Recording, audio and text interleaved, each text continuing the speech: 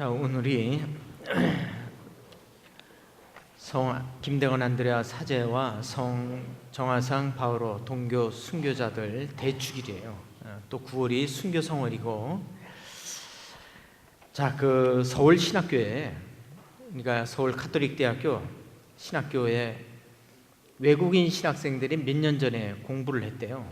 그러니까 뭐 프랑스 뭐 이런 데서 온 거 아니고 방글라데시 신학생이 둘, 베트남 신학생 하나, 중국인 신학생 둘, 이렇게 외국인 신학생 5이 유학을 왔대요.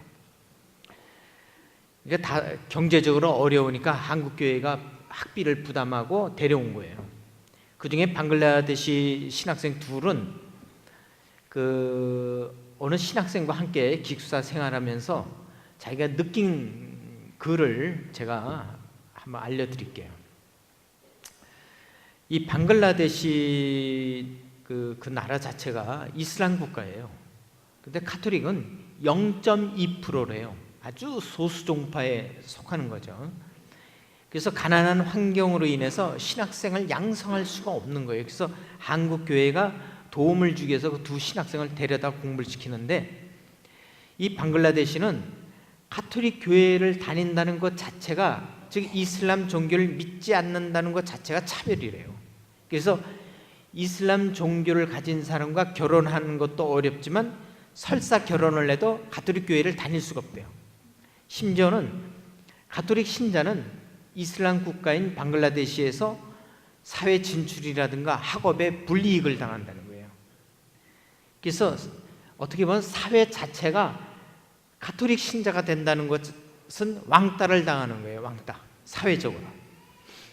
그런데 그 한국에 있는 신학생들이 그 불이익을 당하고 무시를 당하고 차별을 당하는 그곳에서 사제 생활하지 말고 서품을 받고 제3세계라든가 한국에 남아서 선교를 하면 어떠냐 했더니, 방글라데시 신학생이 차별을 받더라도 빨리 고국에 돌아가서 사람들에게 복음을 전하고 싶다, 이렇게 이야기를 했대요. 이 얘기는 200년 전으로 돌아가서 김대건 신부님이 마카오에서 신학교를 다닐 때 아마 그곳 학생들도 똑같이 이야기했을 거예요. 박해가 끝날 때까지 여기서 좀 더 안전하게 사목도 하고 공부도 하고 있다가 조선에 돌아가는 것이 좋지 않겠느냐고. 그랬으면 그 젊은 나이에 죽지 않았을 거 아니에요. 25세, 그죠? 26인가? 자, 좀 더 많은 사목을 했을지 몰라요. 그렇지만 방글라데시 신학생들이 어려운 환경 속에서도 자기들의 생각을 바꾸지 않은 것처럼 김대건 신부님도 자기에게 주어진 일을 뒤로 미루거나 피하지 않았던 거예요. 결국 차별받고 무시당하고 죽음의 위험까지도 감수하면까지 고국에 돌아와서 복음을 전하려고 했던 한 사목자의 마음은 예나 지금이나 별반 차이가 없을 거예요. 자, 그러면 다시 원점으로 돌아가서 초대교회 신자들이 겪었던 박해는 오늘날 우리들은 그런 박해를 당하지 않고 사느냐? 글쎄, 오늘날은 또 다른 방법으로 어려움을 겪을 거예요. 지금은 이렇게 신앙생활을 하지만은 이제 명절 때 시댁,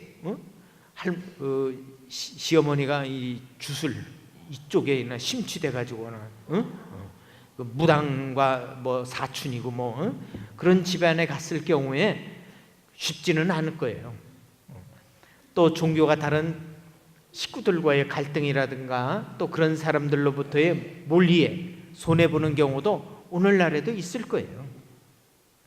그러니까 박해 시대나 오늘날의 형태는 달라도 신앙생활을 한다는 것 자체는 어려움을 동반하는 거예요.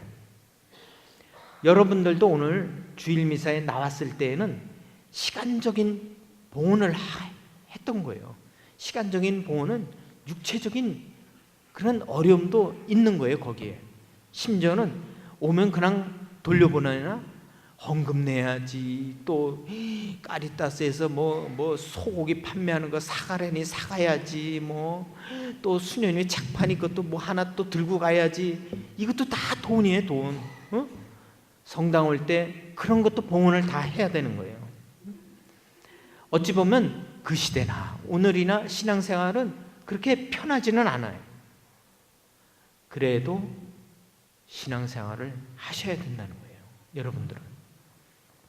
우리가 오늘날에도 신앙생활을 하면서 어려움을 겪는다면 주님이 우리들에게 하시는 말씀이 있잖아요. 성서에 보면 믿고 의지하는 자녀들에게 성령을 보내시어 그분께서 대신 대답을 해 주실 것이니 어느 경우에 어떤 어려움에서 어떤 말을 할까 걱정하지 말고 또 연습할 필요도 없다 그랬어요.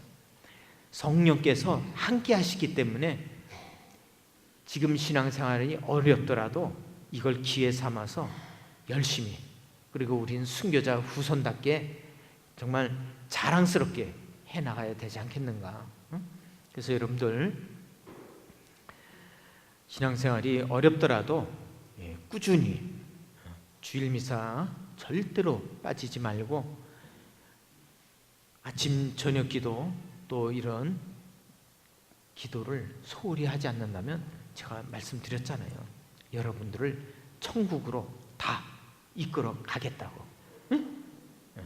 못 가면 그때 전태 오세요. 제가 대신 내려가고 제 자리에 여러분을 앉힐게. 응? 아셨죠? 그러니까 절대로 신앙의 끈을 놓지 않도록 하세요. 자, 모두 일어나서 신앙 고백하겠습니다.